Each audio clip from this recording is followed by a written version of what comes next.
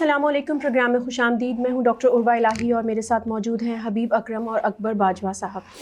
Programme کا آغاز کریں گے لیبیا کے آرمی چیف کی پلین کریش میں ہلاکت اور وہاں کی حکومت کے 3 روزہ سوگ کے اعلان سے. یہاں میں آپ کو بتاتی چلوں کہ لیبیا میں اس وقت 2 حکومتیں آپریٹ کر رہی ہیں. ایک ہے ٹریپولی میں قائم جس کو یونائٹڈ نیشن نے ریکگنائز بھی کیا ہوا ہے اور وہ ہے یونٹی گورنمنٹ کی حکومت، اور دوسری طرف ہے لیبین نیشنل آرمی کی آپریٹڈ بنغازی بیسڈ گورنمنٹ جو کہ ایسٹ اور ساؤتھ آف لیبیا کو کنٹرول کر رہی ہے. تو اسی کے اوپر ڈسکس کریں گے. ساتھ ہی ساتھ پروگرام میں آگے جا کے ڈسکس کریں گے بنگلہ دیش میں بدلتی ہوئی سیاسی صورتحال کو بھی. تو حبیب صاحب آپ سے سوال سٹارٹ کرتی ہوں کہ ایک دن پاکستان جاتا ہے اور لیبین نیشنل آرمی سے ہم $4 بلین کا ایک بہت ہی اسٹرائکنگ ڈیل کر کے آتے ہیں، اور دوسرے دن اتنا بڑا حادثہ on the other side of the Libya. یہ تو ہم آلریڈی اینٹیسپیٹ کر رہے تھے کہ اگر ڈفرینٹ گورنمنٹس ڈفرینٹ فیکشنز کو اسپانسر کریں گی تو وہاں پر خانہ جنگی بھی پاسبل ہے اور مطلب حالات کشیدہ ہوں گے. لیکن یہ اتنا بڑا واقعہ آپ کو کیا لگتا ہے کہ یہ حادثہ ہے؟ مجھے یہ کنیکٹڈ نہیں لگتا ایک دوسرے سے، اگرچہ کہ جو لیبیا کے حالات ہیں ان میں بہت ساری اسپیکولیشن ہوگی، اور خاص طور پر یہ ہوگا کہ جناب یہ ترکی میں کیا ہوا، ترکی میں کیوں گئے تھے، اور یہ ساری چیزیں اسپیکولیشنز تو اپنی جگہ ہیں. جو پہلے سے خراب حالات ہیں ان کو مزید خراب تو کریں گے. بالکل ٹائمنگ بہت میٹر کرتا ہے. ٹائم بھی بڑا میٹر کرتا ہے. آپ دیکھیے نا کہ ایک طرف پاکستان نے ڈیل کی ہے جو فیلڈ مارشل حفتر ہیں جس گورنمنٹ کی آپ بات کر رہی ہیں جسے کہتے ہیں اسٹیبلٹی گورنمنٹ، اور دوسری ہے نیشنل گورنمنٹ جس کو پوری دنیا تسلیم کرتی ہے اور جس کی آرمی کے احمد الحداد اس کے چیف آف جنرل سٹاف تھے. اب چیف آف جنرل سٹاف ترکی میں گئے اور ترکی میں جا کے وہ اسلحے کی خریداری کی بات کر رہے ہیں، اسٹریٹجک سپورٹ کی بات کر رہے ہیں، اور ایک طرف پاکستان جا کے بات کر رہا ہے.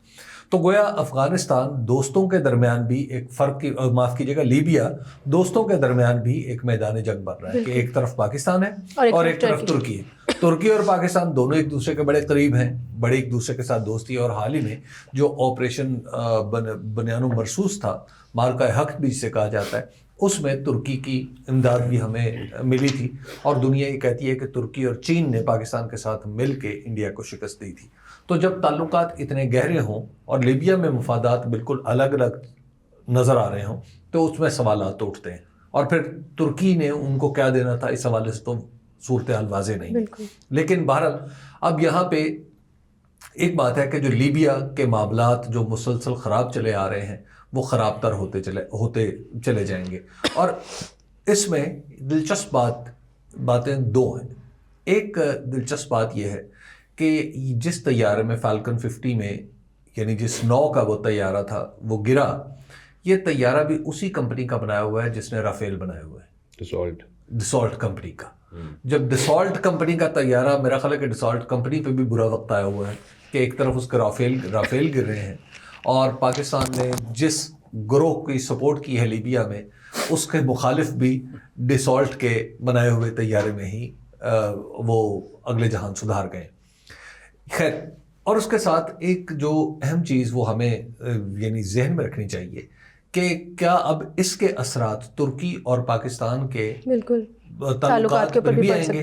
اب یہاں پر پھر اس پر کوئی ڈیسیجن لینے سے پہلے، کوئی رائے قائم کرنے سے پہلے دیکھنا پڑے گا کہ دونوں ملک ترکی میں اپنی محبت کی وجہ سے نہیں، اپنا اسلحہ بیچ رہے ہیں. لیبیا میں معاف کیجیے گا، یعنی ترکی اور پاکستان اپنا اسلحہ بیچ رہے ہیں، اور انہیں ان دونوں حکومتوں میں سے کسی سے کچھ لینا دینا. اس میں ایک اور چیز ایڈ کر دوں کہ 2019 میں جب LNA نے اس والی سائڈ نے اٹیک کرنے کی کوشش کی تھی ٹریپولی بیسڈ گورنمنٹ کو ٹیک اوور کرنے کی، تو اس ٹائم ٹرکی نے ان کو ہیلپ آؤٹ کیا تھا، LNA سے بچایا تھا. ٹھیک ہے، تو ٹرکی اس حد تک وہاں انوالو ہے آلریڈی. بالکل. اور اب ترکی وہاں پہ دیکھیں کہ یعنی وہ جنگ جو لیبیا کے اندر جاری ہے، کیا وہ ترکی اور پاکستان میں کسی فرکشن کا باعث بنے گی؟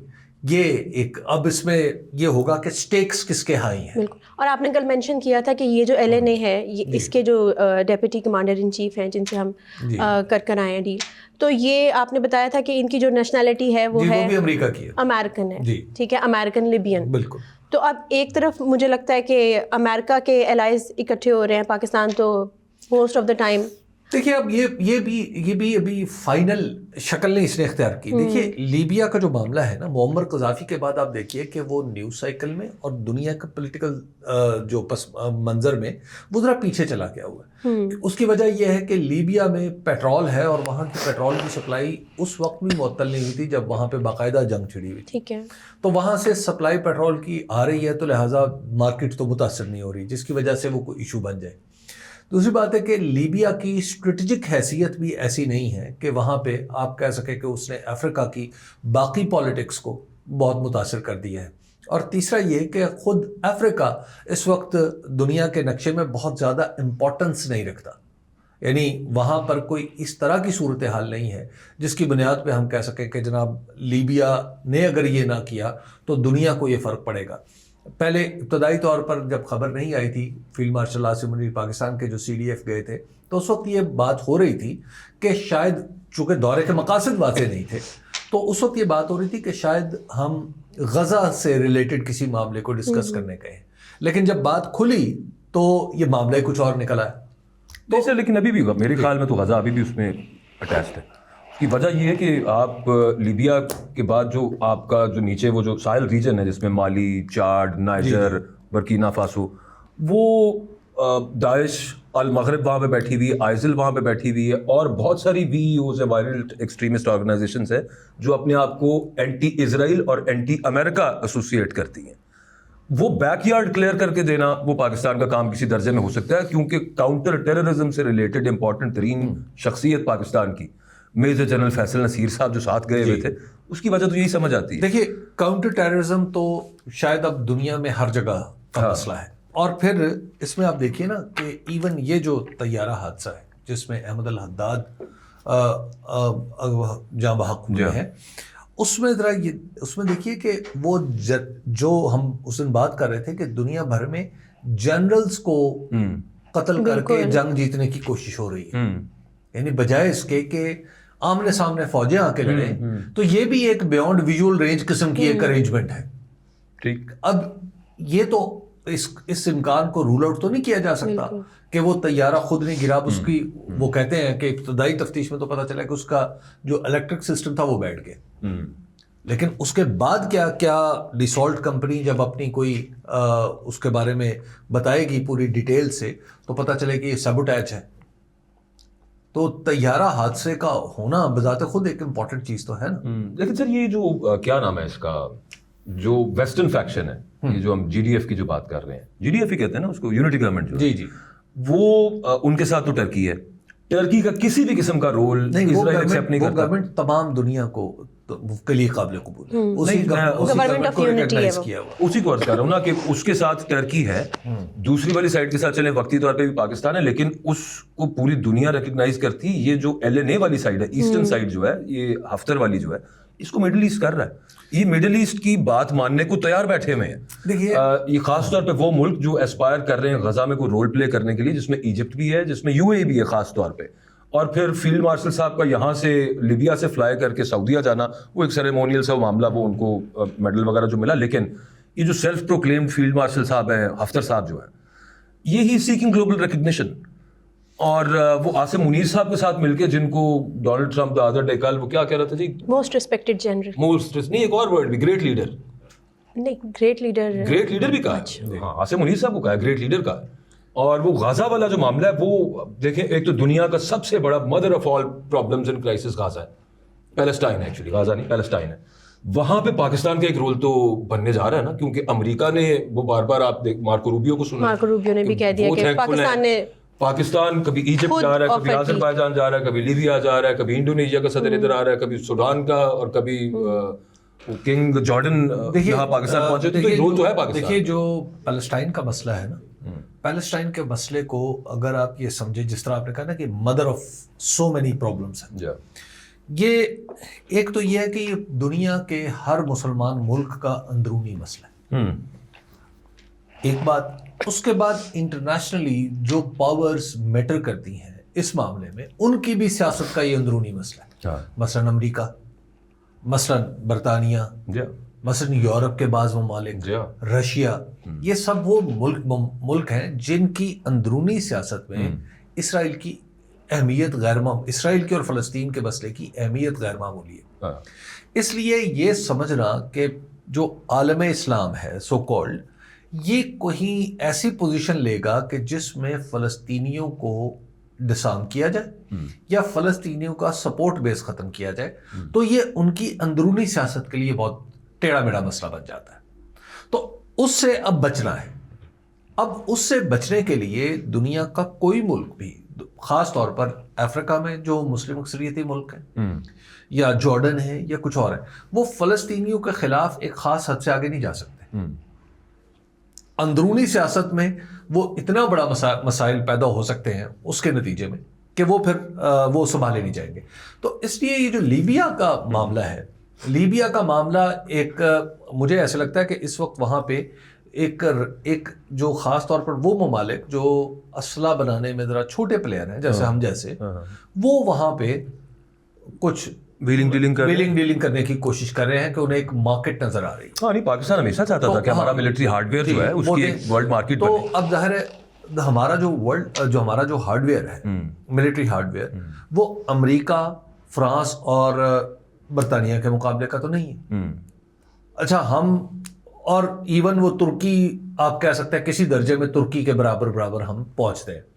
اچھا اور چائنا جتنی سپلائی بھی ہمارے پاس نہیں ہے, تو ہم تو لمیٹڈ سے جو کانفلکٹ میں اپنی مارکیٹ تلاش کر سکتے ہیں نا.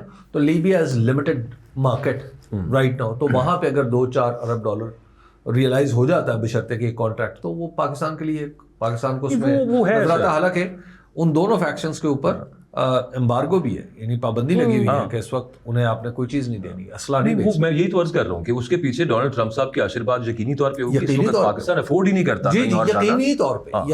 اور دوسرا یہ کہ میڈیٹرینین سے اینڈ دین اٹلانٹک, یہ جو پورا روٹ ہے افریقہ کا, یہ انلیگل آرمز کا سب سے بڑا روٹ ہے. مجھے ایسے لگتا ہے ہم نے بیک یارڈ کلیئر کرنا ہے کہ وہاں پہ آئی ایس ایف ہو. ایسا نہیں, وہاں پہ کانگو, لیبنان بھی ہے, کانگو ہے, روانڈا ہے, یہ سارے ممالک وہاں پہ ایسے ہیں جہاں پہ سر انہوں نے ابھی تازہ جو گورنمنٹ ابھی نائجر میں جو تازہ گورنمنٹ آئی ہے, اس نے آ کے سب سے پہلے اپنے آپ کو ایسوسیٹ کیا ہے pan African and anti US S.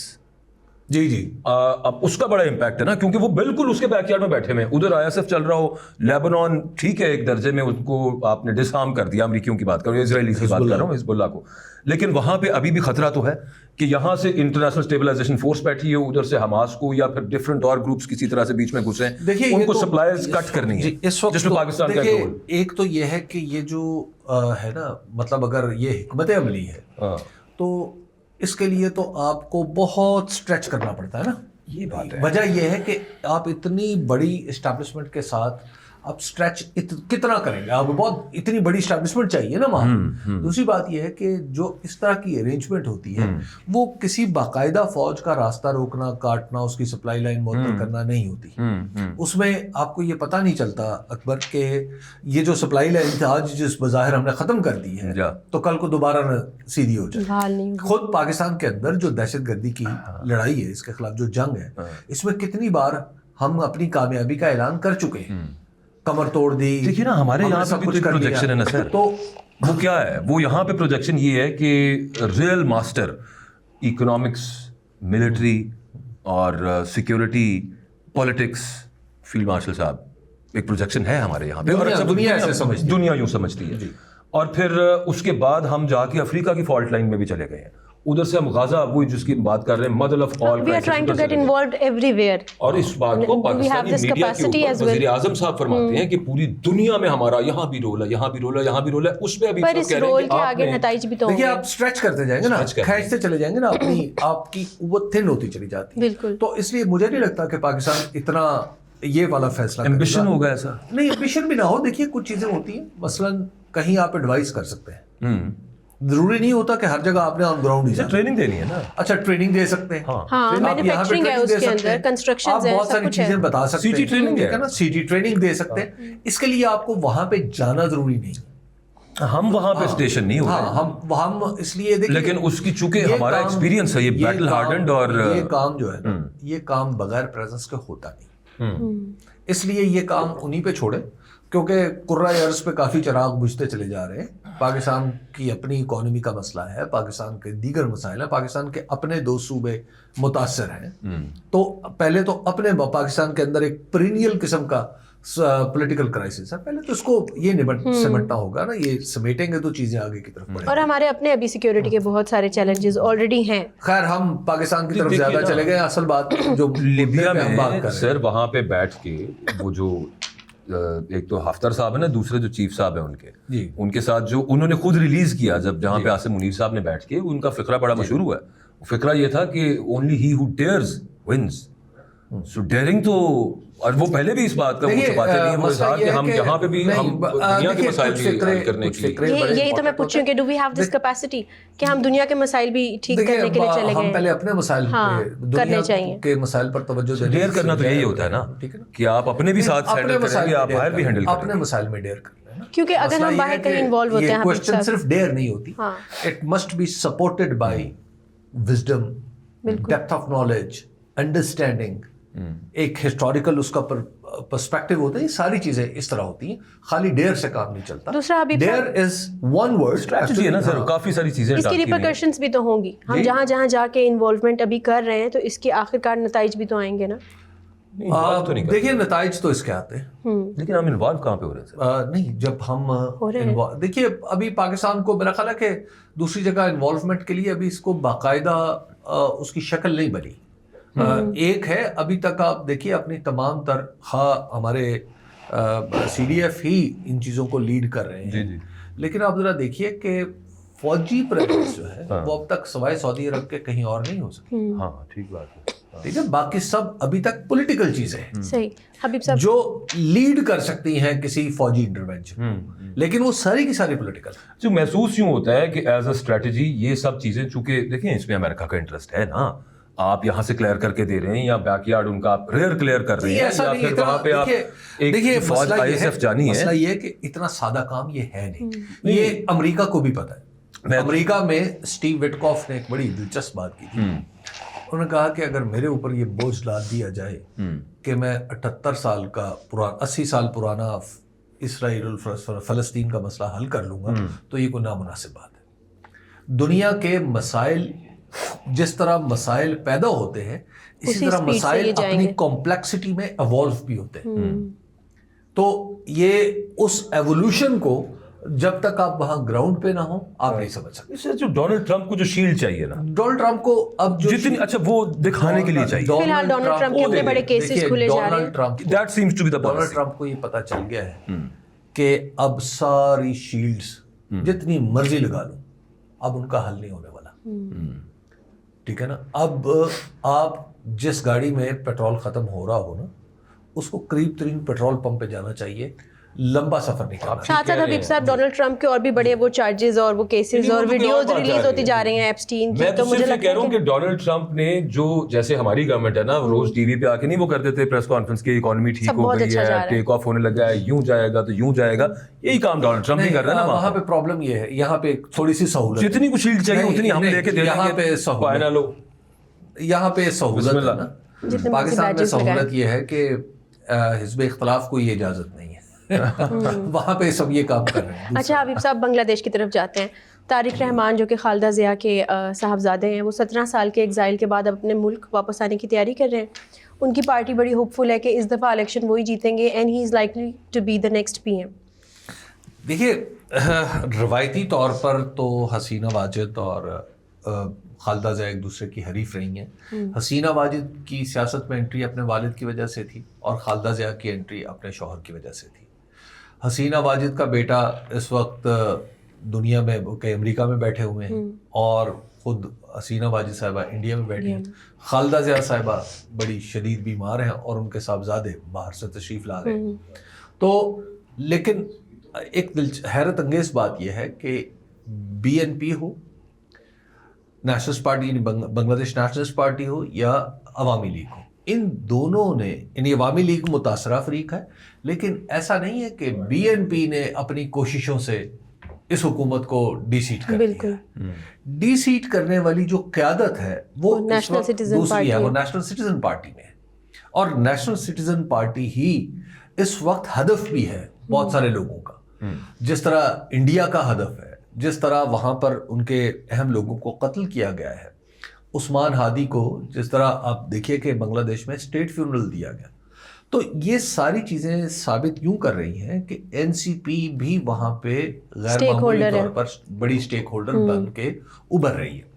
اب جو اس لیے جو الیکشن ہے، فروری کا الیکشن، اس میں اگر وہ ہوتا ہے، جس کی توقع ہے کہ وہ ہو جائے گا، تو اس میں بی این پی کو بھی شاید یہ سننا پڑے گا کہ آپ بھی دراصل پارٹ آف دا سولوشن نہیں ہے، پارٹ آف دا پرابلم ہے، کیونکہ جو جین زی ہے اس نے ایک بالکل ڈفرینٹ پوزیشن لے لی ہے۔ تو اب ان پوزیشنز میں، اور پھر بی این پی ہو یا عوامی لیگ ہو، یہ دونوں ہمیشہ فوج کے ساتھ سیٹنگ میں بنگلہ دیش میں آتی رہی ہیں۔ بالکل ایسا ہے۔ بنگلہ دیش کی فوج میں جنرل جو ان کے خالدہ ضیاء تھے، جنرل ضیاء الرحمان، وہ خود انہوں نے مارشل لا لگایا تھا اور وہ خود ایک فوجی تھے۔ اسی طرح ان کے بعد آنے والے جنرل ارشاد، ان کی بھی ایک پارٹی میدان میں موجود ہے لیکن بہت چھوٹی سی ہے۔ اچھا، اور جو عوامی لیگ ہے، اس نے بھی بنگلہ دیش کی فوج کے ساتھ سیٹنگ کی تھی، تو تبھی یہ اقتدار میں رہی اور سٹے کی۔ اچھا حبیب صاحب، لیکن فوج کا کردار تو ابھی بھی وہاں پہ، اور آخر میں بھی آپ دیکھیے کہ حسینہ واجد کئی 100 بندے مارنے کے بعد بھی اقتدار چھوڑنے کے لیے تیار نہیں تھی، آخر کار انہیں فوج نے کہا تو وہ گئی۔ تو فوج تو ابھی بھی موجود ہے وہاں۔ اب فوج کو دیکھیے، فوج کو اس وقت جین زی نے پش کیا ہوا ہے یا کنٹین کیا ہوا ہے کہ آپ نیوٹرل پوزیشن پہ رہیں، باقی معاملات میں آپ دخل نہ دیں۔ لیکن آپ کو لگتا ہے کہ اب آنے والے الیکشنز میں فوج اپنا اس کردار کو واپس بحال کرنے کی کوشش کرے گی، پھر سے اس پاور کو حاصل کرنے کی؟ یہ بڑا مشکل ہوتا ہے، ایک دفعہ جب فوج آ جاتی ہے اس طرح کے ایشوز میں تو اس کو واپس نکالنا بہت مشکل ہوتا ہے۔ اس کے لیے بڑی حکمت چاہیے، بڑی پیشنس چاہیے، اور آہستہ آہستہ اس کام کو کیا جاتا ہے۔ تو اس لیے یہ کہنا کہ ایک حلے میں فوج جو ہے وہ واپس چلی جائے گی، وہ ایسا نہیں ہوگا۔ آپ دیکھ لیجئے کہ انڈونیشیا میں جو سوہارتوں کو جس طریقے سے ہٹایا گیا، اس کے باوجود بھی انڈونیشیا کی سیاست میں آج بھی فوج کی امپورٹنس ہے۔ ترکی میں آپ دیکھیے کہ طویل عرصہ فوج کی اہمیت رہی، اور پھر آخر کار ایک عوامی تحریک جب چلی تو اس کے بعد ہی فوج واپس اپنی پوزیشنز پہ گئی۔ تو جب فوج ایک دفعہ انوالو ہو جائے، اس کو نکالنا تو بہت مشکل ہوتا ہے۔ تو یہ بنگلہ دیش کو بھی اس میں ٹائم تو لگے گا۔ یہ جو اسیسنیشنز بھی ہوئی ہیں، اس میں ان ایڈورٹنٹلی فائدہ ہوا ہے نا فوج کو فائدہ، چاہے آپ فنگر پوائنٹنگ انڈیا کی طرف کریں یا پھر ان کی اپنی فوج کی طرف کر دیں، جو بھی کرتے ہیں، لیکن فائدہ تو اسی کا ہوا جو نئی اینٹی جو پاورفل موسٹ ہے، بیک بائی جین زی ہے، اس کی لیڈرشپ ایلیمینیٹ کر کے فائدہ کسے ہو رہا ہے؟ تو ابھی طارق رحمان صاحب پہلے تو واپس آئیں گے نا، تب دیکھا، ابھی تو انہوں نے کہا ہے کہ وہ واپس آئیں گے، پہلے تو طارق رحمان واپس آئیں تو اس کے بعد یہ کوشچن ہوگا۔ اور طارق رحمان کیوں نہیں واپس آ رہے؟ کہ طارق رحمان کو بھی پتہ ہے کہ اگر بنگلہ دیش کے اندر الیکشن بر وقت نہ ہوئے تو عین ممکن ہے وہ بھی اس سیاست میں الجھ کے وہیں پھنس جائے۔ اور جو جین زی جس سے آپ توقع رکھ رہے ہیں نا، آپ اس کو کسی درجے میں قیاس کر سکتے ہیں کہ پاکستان میں حال ہی میں نواز شریف صاحب فاتحانہ واپس آئے 2024 کے الیکشن سے پہلے، اور ان کا انجام الیکشن میں سب نے دیکھ لیا۔ الٹیمیٹلی آسمان کو یعنی اسٹیبلشمنٹ کو ان کی مدد کرنا پڑی۔ اور اسی طرح اب وہاں پر بھی اگر طارق رحمان صاحب واپس آتے ہیں تو وہاں پر این سی پی کے لیے ایک بڑا واضح نیریٹو ہوگا کہ آپ پہلے تو بڑے اچھے ماحول میں رہے، اب حکومت کرنے کے لیے دوبارہ آپ تشریف لے آئے، دیکھ پکی دیکھ کے جی۔ تو یہ ایک صورتحال تو وہاں پہ ہوگی۔ تو حبیب صاحب، میرا یہی تو کنسرن ہے کہ کیا وہاں پہ بھی وہاں کا جو آسمان ہے وہ بھی مطلب اگر سپورٹ کر دے بی این پی کو واپس اپنا شیئر کلیم کرنے کی؟